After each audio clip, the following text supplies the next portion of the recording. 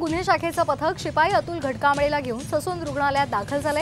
रक्ताचे नमुने कुणी बदलले, रक्ताचे नमुने कुणाचे घेतले गेले, पैसे घेऊन ससूनमध्ये कुणी कुणाला दिले या संदर्भातली माहिती घेण्यासाठी घटकांबळेला ससूनमध्ये आणण्यात आले। आताची महत्त्वाची बातमी आपण पाहतोय।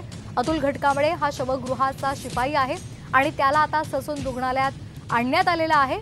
रक्ताचे नमुने कुणी बदलले, रक्ताचे नमुने कुणाचे घेतले, पैसे घेऊन कुणी कुणाला दिले या संदर्भातला तपास आता पोलीस करतायत आणि त्यासाठीच घटकांबळेला ससूनमध्ये आणण्यात आले।